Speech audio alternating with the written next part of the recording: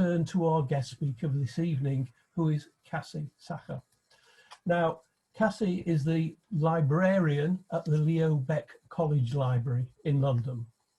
It's actually extremely appropriate that we are talking about Leo Baeck today, because of course it's the 82nd anniversary of Kristallnacht. And we remember Leo Baeck, who was the leader of Reform Judaism in Germany. He was a leader of all the Jews in Germany from 1933 to 1938. And of course, he was a leader of B'nai B'rith in Germany. He was actually sent to Theresienstadt concentration camp, but he did actually survive and came to England. And of course, the Leo Baeck College, the Leo Baeck Lodge was an absolute powerhouse in B'nai B'rith, UK for many years, from 1943 to only 2 years ago when, unfortunately, it closed. Now, I'm very happy to be handing over to Cassie, who's going to unmute herself. Can you do that, Cassie? I can, Alan, thank you. Cassie studied fine art and she specialised in bookbinding before completing her MA in Library and Information Studies at UCL. She specialised in art and design before joining her professional experience with her enthusiasm for Jewish learning at the library of the college, of Leo Baeck College. And you're going to talk to us this evening about Tales from the Leo Baeck College Library.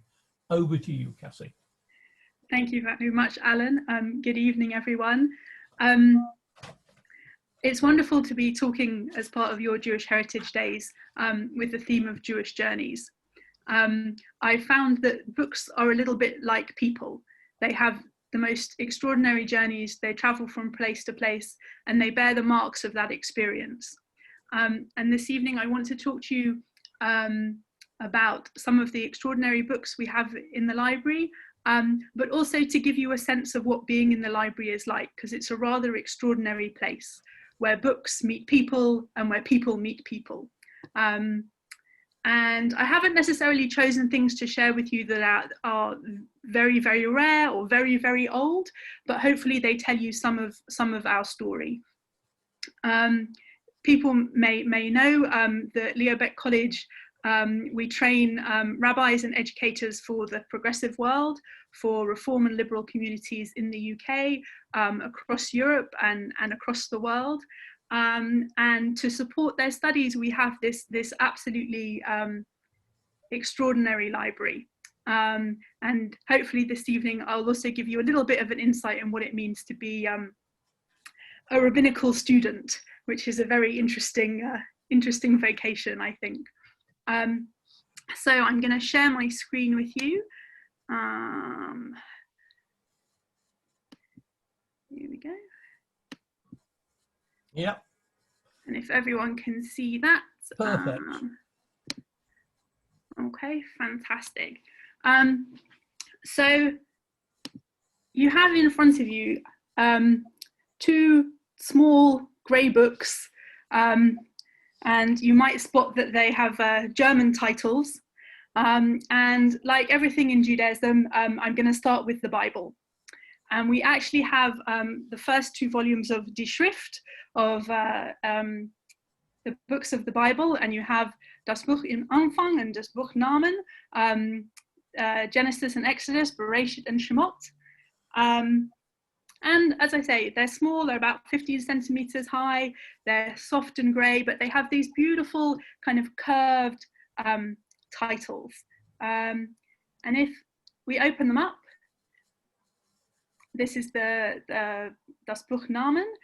We again have a beautifully designed, very minimalist set of title pages.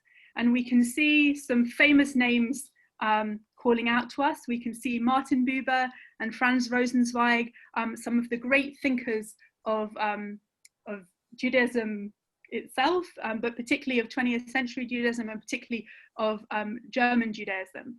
And these are the first two books of translation that they started working on together, that began to be published in the late 1920s. And I will show you This is the first page, and even for those of you who don't have any German, you might be able to spot some very familiar phrases from the creation story. In the beginning, God made heaven and the earth. God saw that there was heaven, evening and morning the first day, and it was good. And again, a beautiful laid out page, very clear, no commentary, just the words of the text, that very evocative German, lots of exclamation marks, lots of capital letters. So what's interesting about this book? Well, Buber and Rosenzweig were trying to do something extraordinary. They wanted to create a new, actively Jewish translation of the Bible into German. A lot of German Jews had grown up with Luther's translation, which wasn't necessarily friendly to Jewish ideas, and they wanted to do something new. And they wanted to, when Buber talks about their endeavor, he talks about changing the Bible, which was familiar to many Jews, changing it from a possession into a storm. He wanted the thunder and the lightning and the power and the emotion to come through in a new kind of German language that was explicitly Jewish, that spoke to Jewish people. And he and Rosenzweig started this endeavor in the late 1920s, and he ultimately would finish it in Israel in the 60s. And it was described by Gershon Scholem, the great scholar and scholar of Kabbalah, as both a gift to the Jewish people, this translation, but also a tombstone, because by the time it was completed, the entire Tanakh, many of those German-speaking Jews had been killed and were no more. So a mixed reception, but a completed work. So very important in translations of the Bible and in I suppose progressive Jewish thinking. But a book can tell us stories in many ways. So partly this book tells us the stories that we're familiar with from the Bible, of the children of Israel and of that world. And partly its layout, its design tells us about that very modern vision of its translators, of the writers. But these particular copies also tell their own story and have their own journey. And if I show you now, we go back to the front of the book of Genesis, you'll see there's a sticker on the bottom and a big letter R. And this is actually a marking from a library. How wonderful, we think, this book was in a library. But if we turn to the title page, we see, and I've blown it up a little on the right-hand side as well, we see a rather shocking stamp. And we see a swastika and the Nazi eagle and the words Reich Institut für Geschichte des Neuen Deutschlands, Bibliothek, the Library of the Reich Institute for the new Germany. And what was the Reich Institute? This was, and many of you may know about it, but it was ostensibly a research institute, but they had two rather sinister goals. The one was to edit German past, to demonize the Jewish people, and the other was to document the Jewish people with the idea that after the war, or the success of the Nazis and the Third Reich, that the Jews would be no more, so needed to be documented historically. And the book is stamped twice with these stamps on the title page, and on the left here it's also stamped on the end paper. And at the bottom of page 43, they also have another stamp, just in case you were worried where the book was, that says Reichsinstitut für Geschichte des Neuen Deutschlands. So if we think about the journey of this book was published in Berlin in 1929. It was printed there by, it was an early book printed, I think, by Schocken, who went on to be a great Jewish publisher in America. And one of the things the Reichsinstitute were known for, and it's even euphemistic in these terms, but for violent requisitioning of Jewish books. And what does that mean? It means they went into homes and libraries and they took stuff and they stole it. And they didn't care if they hurt people doing this, and with the full weight of the Nazi party behind them. So at some point, this book was in a Jewish institution. It was then taken to the Reich Institute Library. How does it come to be in Leo Baeck Library in the 21st century? Well, there are more markings upon it. And if you see on the left, there is another stamp which reads Offenbach am Mann AM, Offenbach Archival Depot. And what happened at the end of the war was that the Allies, and particularly the American forces, gathered almost everything that the Nazis had looted from the Jews of Europe. Books, candelabras, challah decals, challah coverings, Judaica, millions upon millions of items, and they gathered them in Offenbach, and the books that went there were stamped with this stamp, and the Allies tried to find good homes for them. And the foundation collection of the Leo Baeck College Library, which was established the same year as the college in 1956, were 200 books from the Offenbach Archival Depot that had been stolen from the library of the Hochschule in Berlin. And the Hochschule was also a seminary, and it's where Leo Baeck studied and was a teacher, where illustrious names like Abraham Yeshua Heschel studied, and our foundation collection were 200 books that came from there. You can see next to the Offenbach stamp the Leo Baeck College Library stamp, or one of the early ones. And I think if we think about the people who have touched this book, and I'll pause my screen share for just a moment, and hopefully stop so I can see. Yeah. I just want to show you, I have the book here in my hands.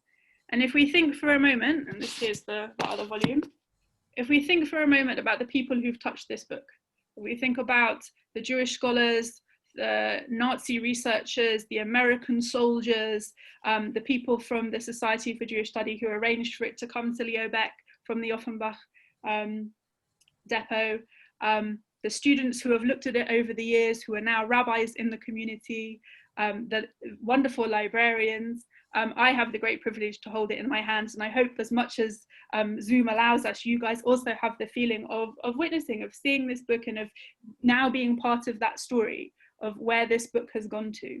I think I'm very aware that today and yesterday we're thinking about Kristallnacht, and the big image of Kristallnacht, as well as the breaking glass, are burning synagogues and burning books. And these were some of the things that thankfully could go on a different path. And I think for me really not only tells the story of the library, but is really what Leo Baeck College is about. And I think is an idea within progressive Judaism that we care deeply about our past, but we want to innovate and take that forward into a Jewish future, into a living Judaism. And I think these books tell that story, and I think they share that with many of the first teachers at the college, people like Ignaz Maybaum, who came out of Nazi Germany and wanted to teach, still clung to their Jewish learning and their knowledge, and wanted to take that forward by passing it on to a new generation of rabbis and scholars. So Huber and Rosenzweig, I'm going to go back to my screen share just because it's a bit easier to see.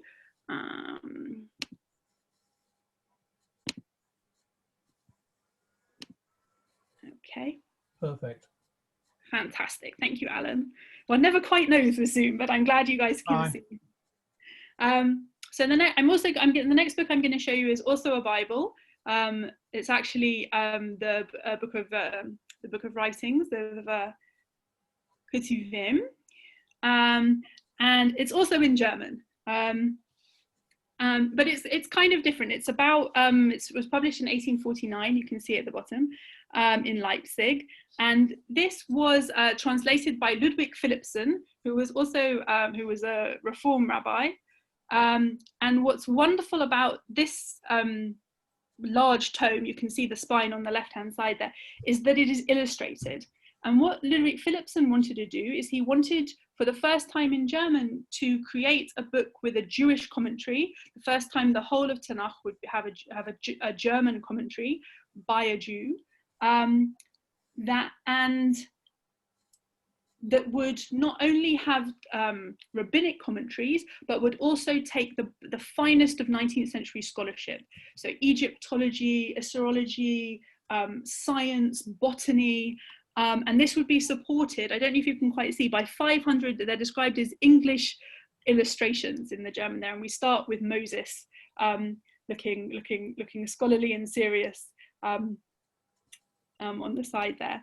And you can get a sense, these are the title pages, and we have the opening of the Book of Psalms with the Hebrew text on one side, German translation on the other, and below Philippson's commentary. And if I show you some of his wonderful illustrations, you can see how he's trying to be educational. He's not just trying to provide an image to kind of tell you what the text means. We have this illustration from the Book of Psalms, the idea of song and poetry, and he includes many, many different types of harp, because he wants you to think about all that wonderful music and how it might have looked. So we have harps from all over the world. I think he starts with Greek ones and ancient ones, and he moves on to Egyptian ones and different ways of playing the harp. And if you think about 19th century scholarship, there was this new kind of generation of people going out to the Middle East and discovering things. And we have a few more harps here. And here's some panpipes. I could go on, there are about 1,000 pages of this.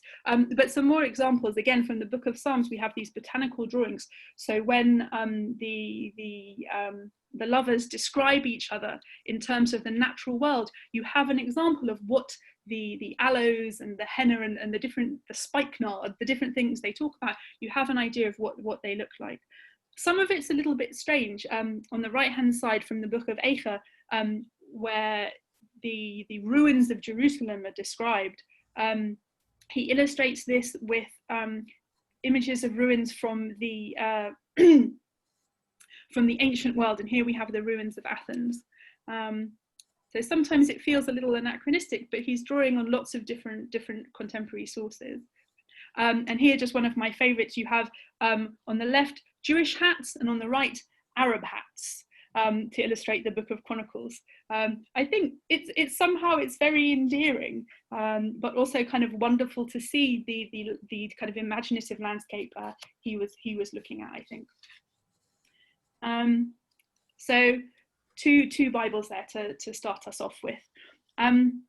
Sometimes people come into the library looking for something specific. Maybe they want to see Philippson's Bible, or they want to see Buber's translation. Sometimes their research requests are a little more vague. And recently I had a regular library user who is a big authority on Anglo-Jewry come in, and he tells me he's doing some consultancy work for a film and about Jews in Russia. It's a love story, but it's set in Russia. And he says to me, "Cassie, is there a blessing for the Tsar?" And for a moment, I'm sure I'm in Fiddler on the Roof. I'm sure many of you will remember they ask the rabbi in Fiddler on the Roof the same question: is there a blessing for the Tsar? And he says, "May God bless and keep the Tsar far away from us." So I recovered my equanimity and managed to not burst into song. And we went to look and see in our prayer book collection if there's a blessing for the Tsar.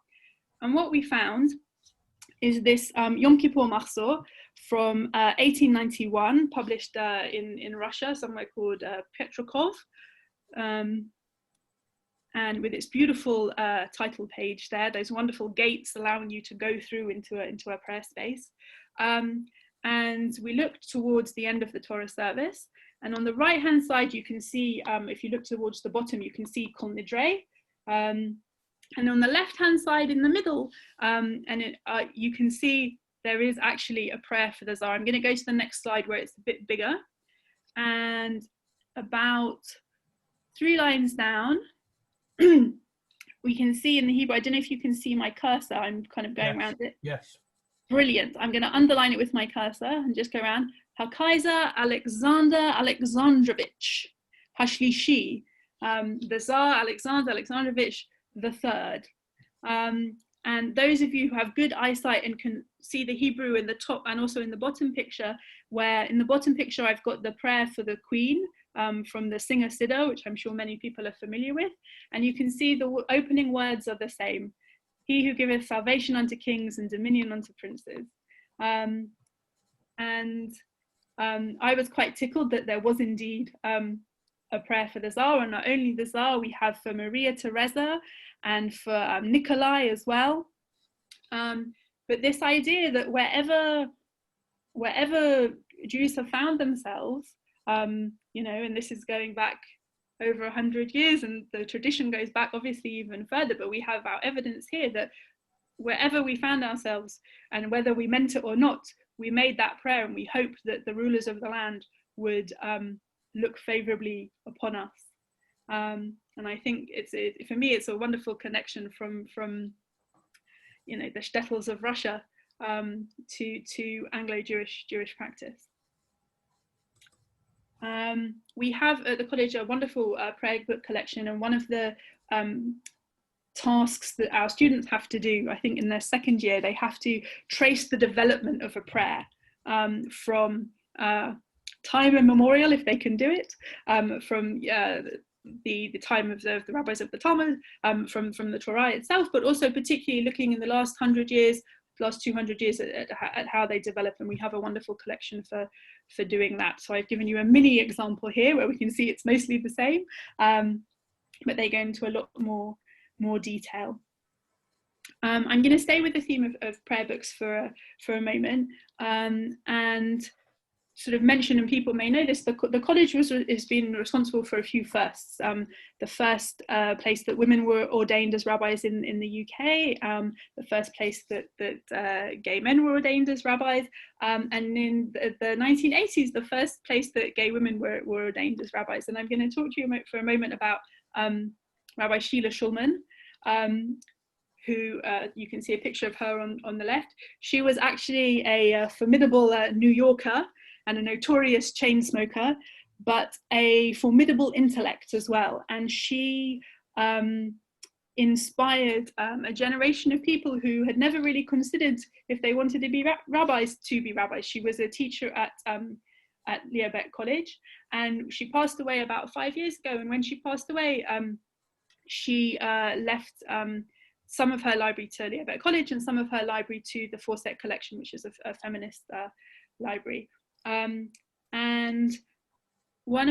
she was a famous annotator and post-it note inserter. And this, I'm going to show you an image from her Siddur. This is the Siddur that it's forms of prayer, it's the Reforms Siddur. And she wrote all over it, and you can see her post-it notes sticking out. And what's wonderful, I think, to come across something like this is, if you're a student rabbi, you can see that the rabbis who've gone before you annotate, they prepare, they practice for leading. And here we have some pages from the marriage service, and you can see that she directs what's going to happen. When they're going to stomp on the glass, when they're going to sign the civil documents. She says when they're going to sing. She annotates her Hebrew when she's going to emphasize something, or when someone else is going to sing. And we also see a little bit of her theology. On the left hand side there are pencil emendations of masculine translations of terms for God, crossed out in this case, and more gender neutral language is inserted, which was important to her theology. And I think I have another page here with the wonderful bright pink sticker saying omit. But again, what to sing, when to sing it, whether it's in Hebrew, whether it's in English. And one of the reasons why I think the collections at Baeck College Library are so rich and so varied are because people like Sheila, great scholars, great teachers, Leo Baeck himself, people like Rabbi Albert Friedlander, Rabbi Harry Jacobi have left their books to the library. And it means that once our friends and our teachers are no more, we have their books, and not only can we see that what they read, but we can have that shared experience just as they did, reading those pages and having that connection.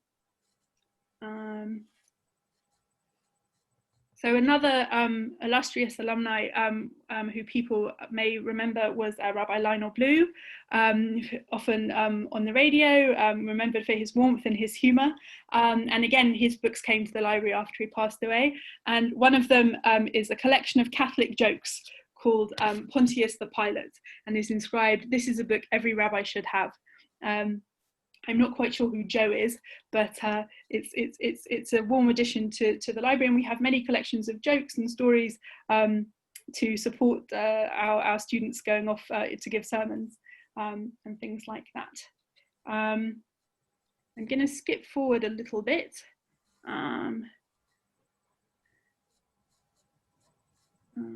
But I'll talk to you very quickly about the Jewish art of pastoral counselling. I think we expect a lot from our rabbis today.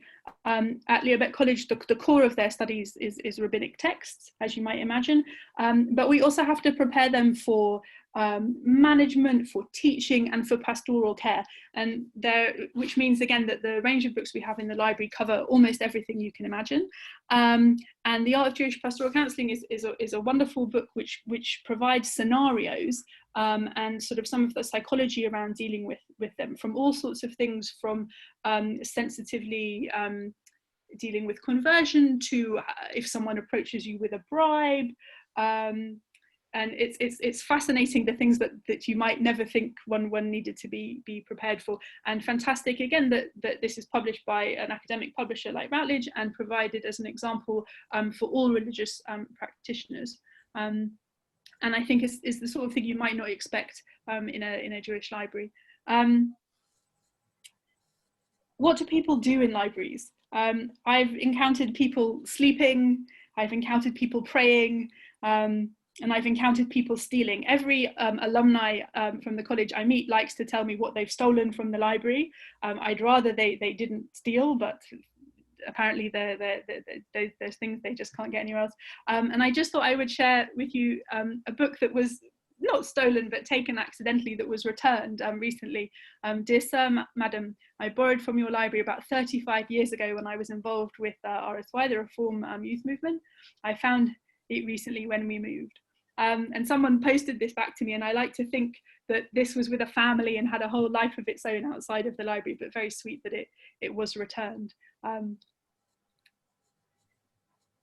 What else do people do in the library?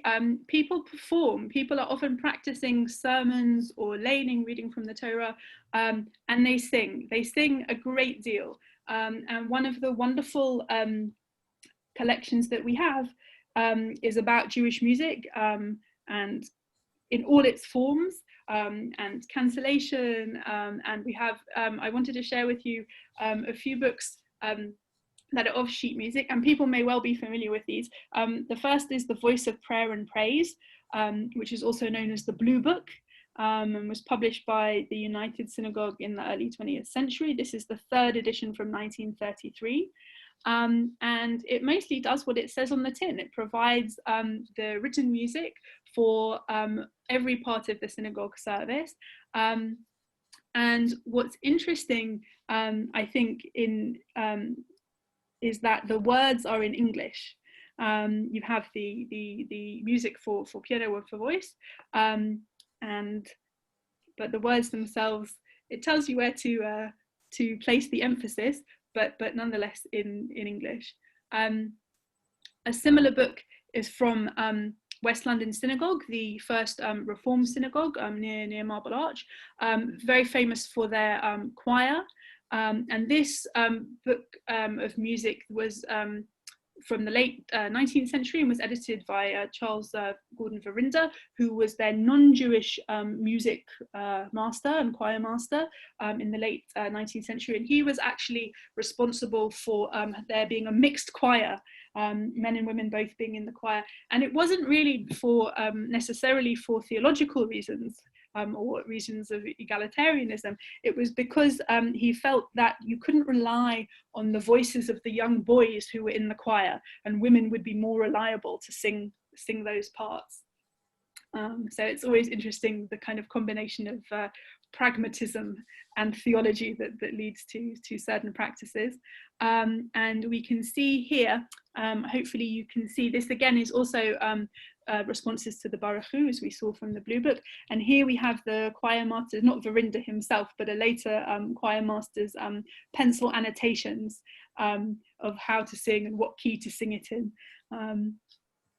And the third of these examples is Shirei HaTefillot, which is a book of sheet music to accompany the Reform Siddur, that was the new edition that was published in 2008. And it does a very similar thing. We have three versions of Baruchu. We have a traditional one, famous one by Louis Landowski, and then two more contemporary ones we can see with lots of la-la-lying. And it refers you to the page numbers in the prayer book.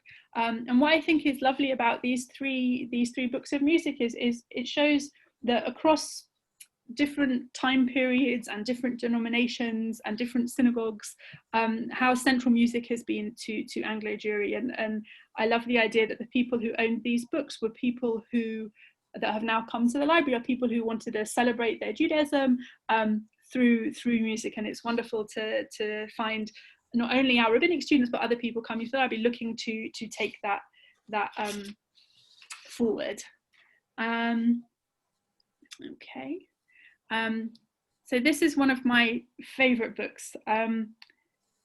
We have books in our collections that are in many different languages: English, German, Hebrew, French, Russian, Polish, Italian, and this is one in Yiddish for the keen-eyed amongst you. It's called Dentistic, and it's by Moshe Katz. And it is a tiny Yiddish book. It's about 10 centimeters big, and you can see you've got the Yiddish title page on one side and the English on the other. And it is this remarkable book that was published in 1943 in Whitechapel: Dentistry, an essay with quotations from the Talmud and practical directions for all. What I love about this book is, if you think about 1943, the middle of the war, the Blitz, tumultuous times, which we can probably relate to in a small way. And yet Moshe Katz cared enough about his subject to have this book printed. People bought this book. I think I find it incredibly life affirming that he would take his studies and his profession and want to share that with people. His story is interesting. He was from Poland originally, had a yeshiva education and became a dentist, and actually ended up in Amsterdam and escaped from Amsterdam just at the beginning of the war, and came to London, where I don't know if he actually practiced as a dentist in London, but he certainly worked as a journalist, and this book is really a collection of columns about dentistry that he wrote in the Yiddish press. He also was a playwright, and I think it's a testament to life carrying on.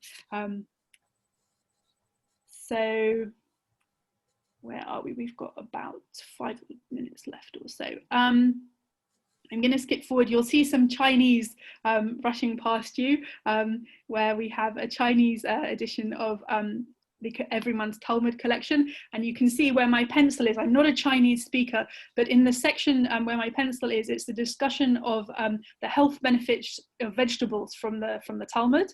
And this particular quotation is from Eruvin, where they say that radishes are the elixir of life. And we had a scholar who actually came to Leo Baeck, from China, who was enormously interested in Judaism, and he set about translating this collection of quotations from the Talmud and other books into Chinese to share his love and interest of Judaism. In many languages, we have a wonderful collection of fiction, which sits alongside our academic and traditional texts. Here is Israel Zangwill's King of Schnorrers, famous 19th century Jewish writer. This is a beautifully illustrated modern edition published by Henry Pordes. And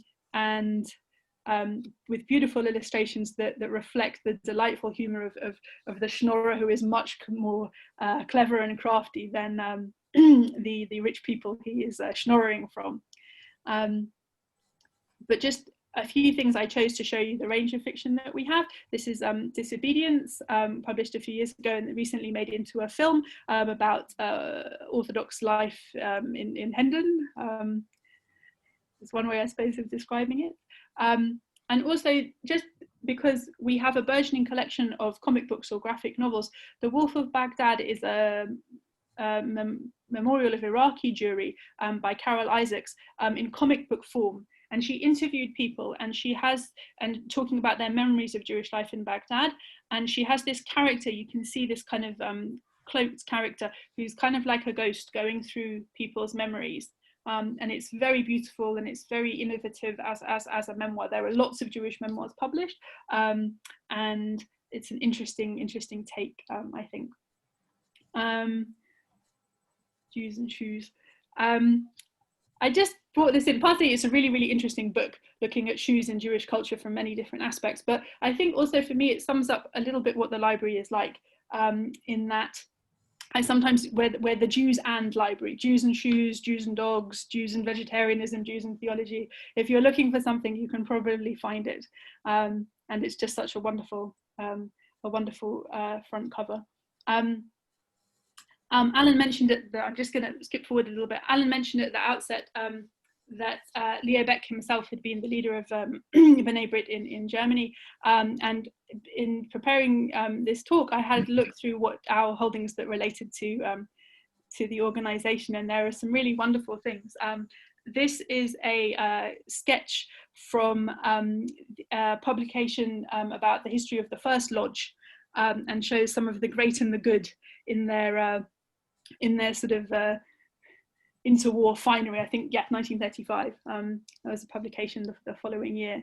And for me, there was a lovely parallel with this kind of celebration, with this fantastic image from the Leo Baeck Lodge and their celebratory booklet, and from a celebratory dinner that was held. And I found some really lovely things from relating to the Leo Baeck Lodge. I'm sure there were people who were involved with the college who were involved with the lodge. I think that circle of German Jewry, there was a lot of flow between in that refugee community. And one of the things that was interesting is that in that booklet, they list, you can see on the left, Leo Baeck Memorial Lectures, the speakers and the subjects. And the speaker in 1972 was Rabbi John Rayner. And Rabbi John Rayner, if you don't know, was the rabbi at the Liberal Jewish Synagogue in St. John's Wood, and a very important liberal leader and thinker and theologian. And we have at the college his archive. And on the right, this is the actual text of that lecture that he gave, and it's his typescript that he typed out, and has various annotations that he made before and answer. And his topic was justice, and he talks about the work of B'nai B'rith, and with Leo Baeck as an example in the pursuits of justice. So it was lovely for me, who is responsible for this wonderful but very brittle archival material, to see what its genesis was. I don't know these days how familiar or if these sorts of things are still produced, but these are the addresses of members of the Leo Baeck Lodge from around the time of its inception, and they're absolutely wonderful small booklets. And you see the transformation of the refugee community. The first one on the left, which sort of tells the history of the first 3 years of the lodge, is in German, has a foreword by Leo Baeck himself. And the later ones from 46 and 1954 are in English. And I'll just show you some things that caught my eye. This is from the 1946 Book of Addresses. And almost as soon as you start getting people's names and addresses, you have remember the brethren on the continent, and that link in the history of the first lodge. Paul Goodman, who wrote it, talks about linking Jews in different places, and I think we see that here. And again, rather poignantly, you have an index of the continental lodges. So this is in 1946, and whether or not they were still going then, or this is a memorial, or this is really, perhaps you guys can tell me if this is, you know, the last vestiges of places where people were gathering. It's still quite a poignant list to see. This is quite small, but it caught my eye and I thought it was rather lovely. On the left, where it says explanations and abbreviations, you have a note from the 1946 address book, which says, behind the brother's name and his private address, you will find in brackets his wife's name and her maiden name. By the time we get to 1954, on the right-hand side, the Baeck lodge has a women's lodge. And I thought it was wonderful to see not only the lodge growing, but also women having their own section in the booklet. There are also the most fantastic advertisements that were taken out to support the publication, and I'm sure to support the lodge. And this is one from 1954 that caught my eye, especially Midland importers and exporters, sausage casing manufacturers in wool. So a good job for a nice Jewish boy, I'm sure. The last thing I want to show you is brings us full circle, I think, and it's the Deutsche District des Ordens B'nai Bris, and it was published in Berlin in 1923, and is lists of the activities of German branches of the B'nai Brit.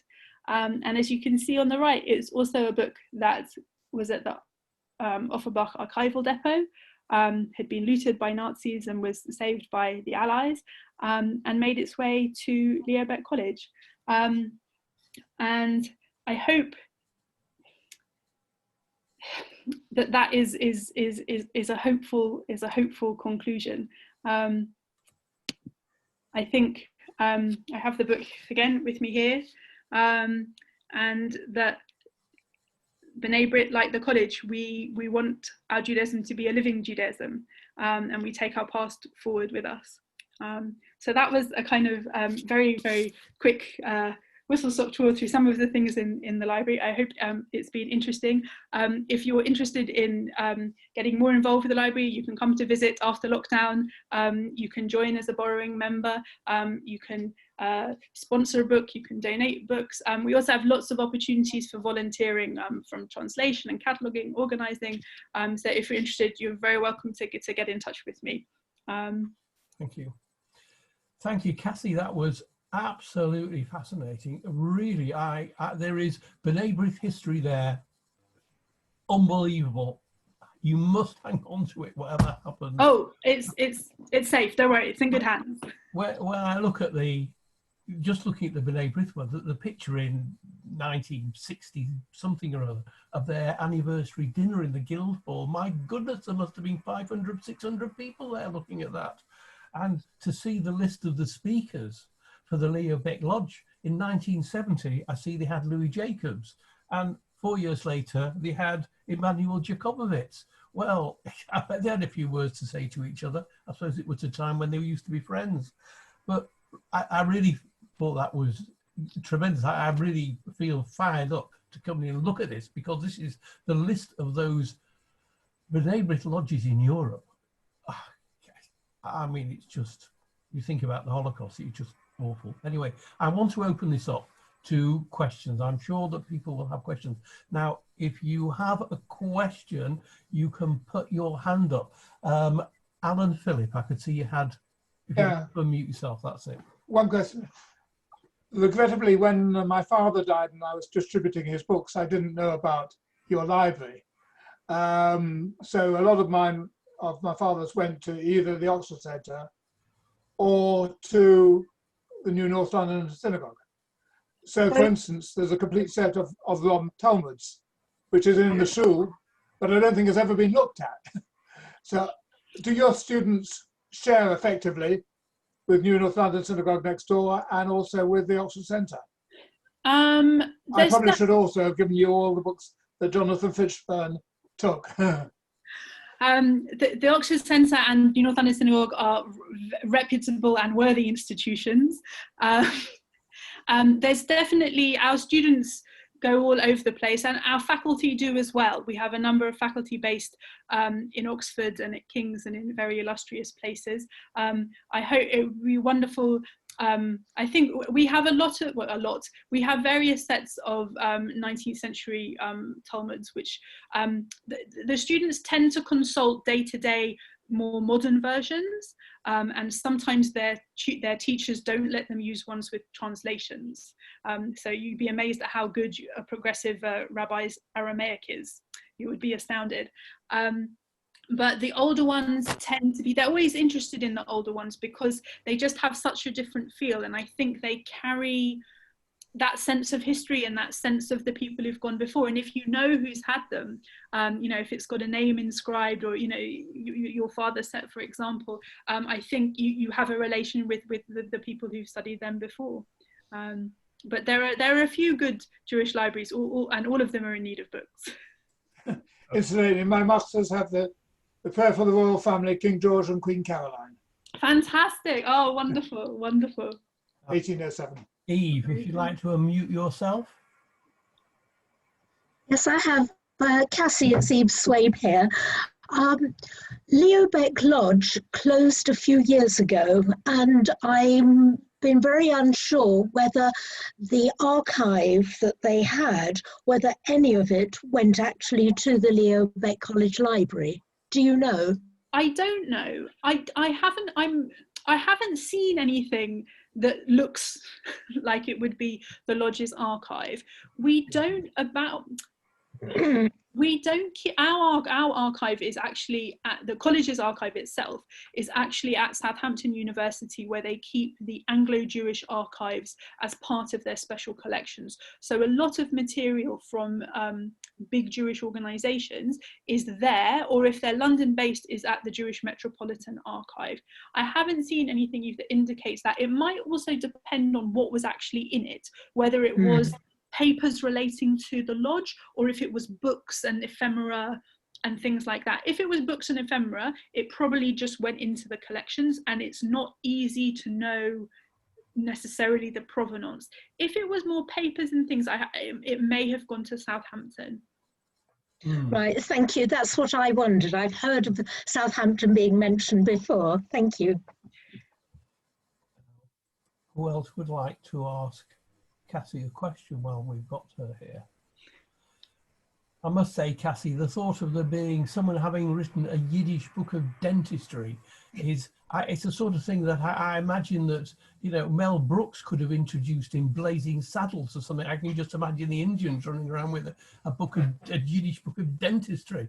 Now, I absolutely agree, Gavin. I mean, I was just so surprised, and it's why it sort of has touched me so much. You know, it's quite something to get a thing published, and you know, you have to think, how many copies did they print? How many did they buy? Cassie, is it possible to what year was the dentist book? When did it date from? So it was published in 1943. Oh, okay. Yeah. And in London, and I think in Whitechapel. Well, that makes so it's quite an be interesting. I'd like your contact details at the end. Absolutely, I'm happy. I'll put my email address in the chat, and if anyone afterwards, you know, in the middle of the night thinks of a question, you're very, very well, or you know. I'd say not the middle of the night. That's a bit. You can get it from me, Lawrence. Thank you. Thank you. Now, who else would like to? Robert. Who? Hello. Robert, yes, go on. Hi, Kathy. Very impressive talk. I just want to ask you, have you read a book called The Librarian of Auschwitz? No, I haven't. Is it worth Look reading? it up. Look it up. It's very, very impressive. Thank My you for the wife behind me, recommendation. Not as good. she's read it. Not as good as yours, but I'm sure you'll find it incredible. You'll have a lot of comment. Thank you for the recommendation. Pleasure. Okay. Anyone else got anything? Yes, George, you're not. Your talk, Cassie, was most interesting, and thank you very much. I just wondered how many people come and visit you on a regular basis, and how easy is it to come and see you? So during lockdown, everything is impossible, but well, not entirely impossible. Our core users are our students, our faculty, and our alumni, so practicing rabbis. And then we have regular, mostly scholars or independent researchers who visit us. And then we have a number of people who just come for a one-off visit. When there aren't global pandemics, it's very straightforward. You email me and you make an appointment. Is normally what happens. We were closed over the summer at the height of, well, from March, and then at the beginning of September we reopened to our students, and then we fall under the government's educational exception, so we're open to our students at the moment, and I'm hoping when lockdown eases we'll be able to open up to external members as well, because research carries on. Thank you. And how many students do you have at the moment? We have 18 rabbinic students from, I think, 6 countries. So we are small but perfectly formed, apparently. Yeah. Could I ask you, how are you affected by digitization? I mean, all libraries, I'm sure, have been affected. People don't go to the libraries as much because they can get it all online. I certainly remember as a student myself, when nothing was online, the libraries were absolutely packed out, especially just prior to examination time. So are the books available online, or? So interestingly, some of them are and some of them aren't. In Jewish studies, a lot of the material is still not available online. And even when it is, it's often very expensive, curiously enough. We subscribe to some electronic resources. So for our students, we enable them to access mostly articles like online journals and things like that to support their research. And we also subscribe to a couple of specialist databases. So for example, we subscribe to something called the Bar Ilan Responsa database, which is put together by Bar Ilan University in Israel. And it's basically an electronic copy of most of rabbinic literature. So if you need something, if you need a Rashi commentary or you need a bit of Talmud, you can access that 24 hours a day in a reliable version through us. Anyone, you can pay to subscribe to that yourself if you want to. It's very good. You can also search digitally the entire rabbinic literature. So if you're interested in a particular Hebrew word and how it's been used, how it's been discussed, or a concept, you can put that concept into the search box and it will show you everywhere that's mentioned in 1,000 years of Hebrew literature, which is really the power of online resources, I think. Okay. Thank you. Well, I can't see anyone else waving at me. So at this point, I would like to ask Rabbi Dr. Frank Hellner, the Emeritus Rabbi of Finchley Progressive Synagogue, to propose a vote of thanks to you, Cassie. Frank. Thank you very much, Ellen. That was sounds very impressive. Thank you very much for asking me. Actually, I must confess, we had a conflict of interest. My own lodge, the First Lodge, had a program on tonight as well. So it was a question of where I should go.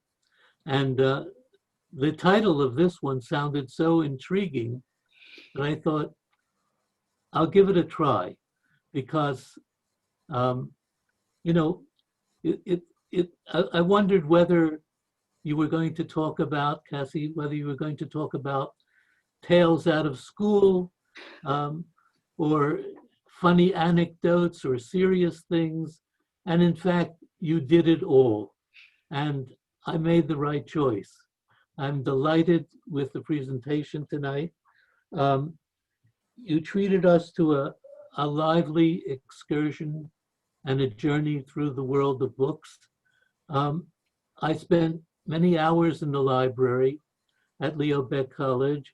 Although I'm not a graduate of the college, I was ordained at Hebrew Union College in New York.